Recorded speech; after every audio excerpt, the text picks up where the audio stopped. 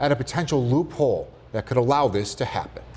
The debate over whether to give undocumented workers the right to obtain a driver's license has more lawmakers fired up. 7 Eyewitness News reporter Hannah Buehler explains. There's so many negative consequences to this that I don't think the lawmakers in Albany actually thought of. Should New York State give driver's licenses to undocumented workers? Erie County Comptroller Stefan Mychajliw says absolutely not. In a report out today, he's detailed what he says are negative consequences to Greenlight New York. I think it's incredibly unfair that there's the potential for illegal aliens not only getting a driver's license, but then registering to vote.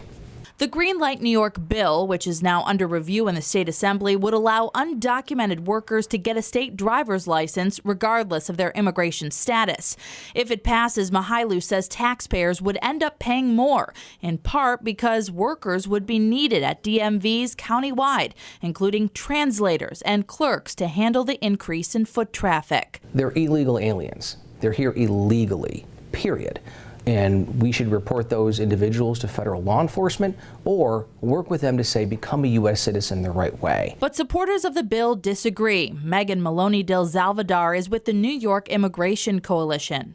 We work with people every day who are living in fear because they can't pick their kids up from school, because they can't take their kids to a doctor's appointment. This legislation allows them to buy a car, to get insurance, to have the rules of the road when they're driving on their streets to meet their basic needs. Mychajliw says if those people want to follow rules, they should do it legally and apply to be United States citizens. Farmers have been a big supporter of Greenlight New York because many undocumented workers work on farms across the state. I would wholeheartedly support our farmers and have some kind of a mechanism to work with them to say, yes, we wholeheartedly understand your workforce, but let's work together to make sure these folks actually become American citizens. They end up on the road, and for some of them, that means that they're never going to see their kids again because they're placed in deportation proceedings. It's unclear just when the state assembly will vote on this bill. Meantime, Erie County Executive Mark Poloncarz says this report from Mychajliw is, quote, desperate, shameless, and a hasty media grab. We're live in the newsroom tonight. Hannah Buehler, 7 Eyewitness News.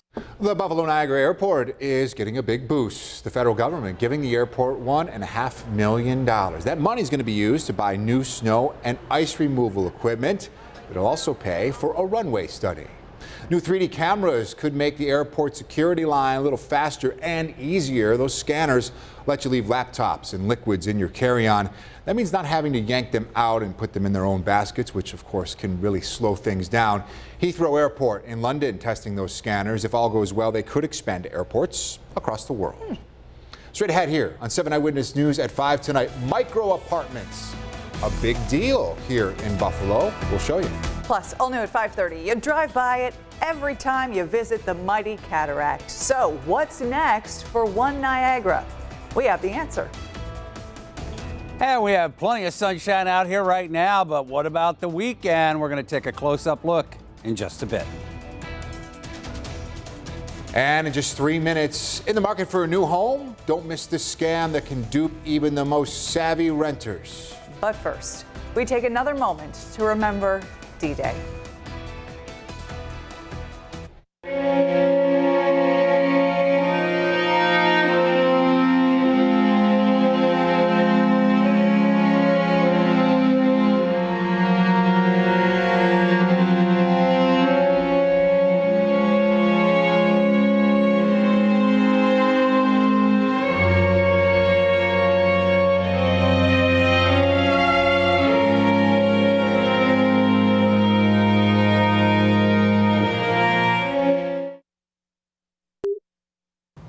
Hello to you. I'm Julie Grant with Court TV Live, your front row seat to justice. We are still on a verdict watch in the case of the state of California versus Kellen Winslow II. The former NFL star is being accused by 5 different Jane Does of sexual misconduct. There are 12 criminal counts that the jury is deliberating at this very moment. 3 of them involve alleged forcible rape. In this case, the prosecution put forth 29 different witnesses witnesses. The defense chose to put on a case. Although they don't have to put on a shred of evidence, they put on 5 witnesses. One of them was not Kellen Wenslow II. He decided not to testify in his own defense, which of course is his constitutional right and cannot be held against him. You can watch Court TV locally on Channel 4.2. You're watching 7 Eyewitness News with Jeff Russo, Ashley Rowe, and 7 First Alert meteorologist Andy Parker. And it makes it, I think, a little bit easier for people to pretend to be someone they're not when you don't actually have to meet them in order to interact and do business with them. It is a growing trend in scams that's coming along with the housing market boom here in Western New York and Buffalo. We're talking about phony landlords targeting potential renters. Even our own 7 Eyewitness News reporter Jeff Slauson nearly fell victim to this scam. He tells you what you need to look for to protect your family and your money. P.T. Barnum once said, "There's a sucker born every minute." And a few weeks ago, that sucker was almost me. When searching for new apartments online, I came across a 3-bedroom, 2-bath, perfect apartment near the Elmwood Village. On a website I felt was reputable. It seemed like the perfect fit. $1,000 per month, all utilities included, and it was even furnished. The only problem, the believed owner had moved down south for a mission and would not be able to show me the house. Any attempt to call this person? The Google subscriber you have called is not available. Please leave a message after the tone. Fell to voicemail. But a $1,000 deposit would ensure it becomes my future home.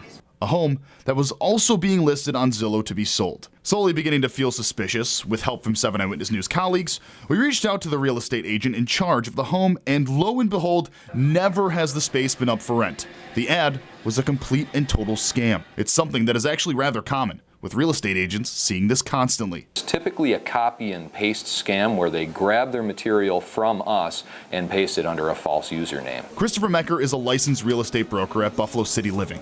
He says the reason why people continue to fall for these scams is because the Buffalo housing market has been so hot. It opens people up to being a little bit more hasty in their decision-making process. Mecker's advice to avoid these scams: do your research. Do your due diligence. Know who you're doing business with. There are a few ways to do that. If it is a real estate agent, you can check through New York State's eAccess New York website to make sure they are legitimate. All licensed brokers have to be listed here. If it is a homeowner who is renting out the space, you can verify that they are indeed the owner of the property through the owner section of the Erie County website. All of this is public information. Most people in the general public don't know how easy it is to access that information. But some may not like to do research, and while in 2019 we are somewhat prepared for a scam, there is one surefire way to know someone is trying to swindle some cash out of you. Pretty obvious if they can't show you the apartment that they're probably not the owner of the property. It's definitely something good to know, so next time someone else can become the sucker. Jeff Slauson, 7 Eyewitness News. Oh, he worked through that process, didn't he? Yeah, he sure did. We are so happy that he did not shell out that $1,000 to who knows who. Well, switching gears now, work on a new Buffalo apartment complex is underway. Yeah, groundbreaking ceremony took place today for the Campus West Apartments. This is what the $8 million project will look like when it's all wrapped up and finished on West Avenue near Maryland Street. Now, these are not your typical apartments. These are tiny units designed for people making middle incomes. They are high-tech micro apartments running on sustainable energy. That's cool. The new building will be right next to the developer's Allentown Square Apartments, which opened last year. Campus West should be done by spring of next year.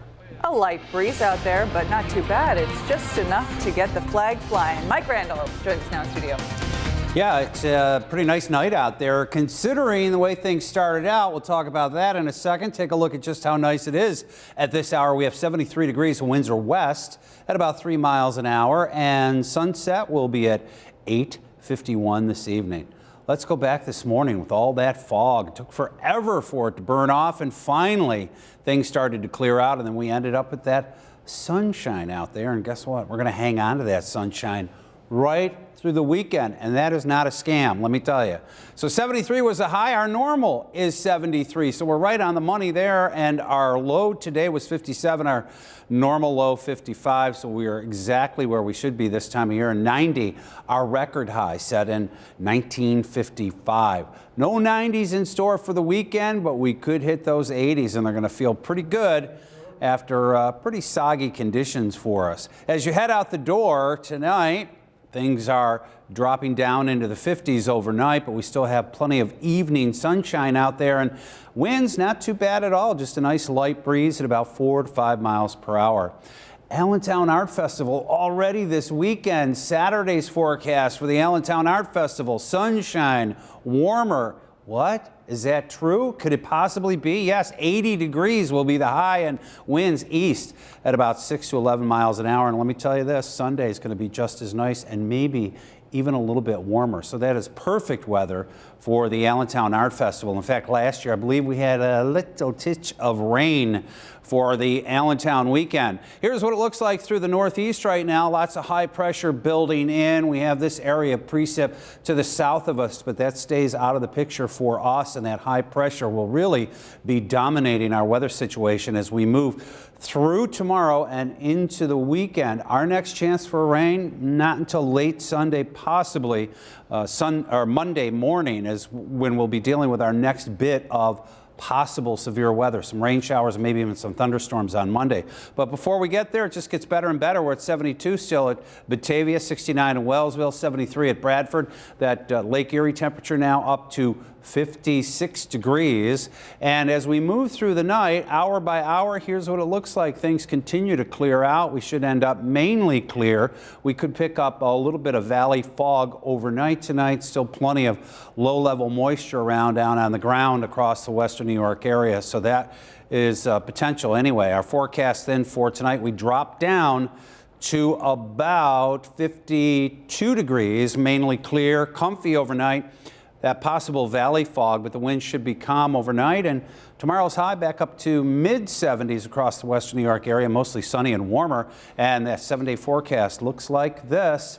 As we move through the weekend, here's what you need to know. 80 for Saturday, 83 on Sunday, warm and sunny. We've been waiting for this. Let's just bottle this for the next week or so. We can't do that, though. That rain arrives on Monday, possibly as early as late Sunday night. A thunderstorm around, a little bit cooler temperatures then on Monday, and then we cool down a bit for Tuesday as well. We could have a leftover shower Tuesday morning, and then we're back to 70s for Wednesday and Thursday, but looks like we're going to be talking about some almost summer-like weather now for the next few weeks. So that'll be good.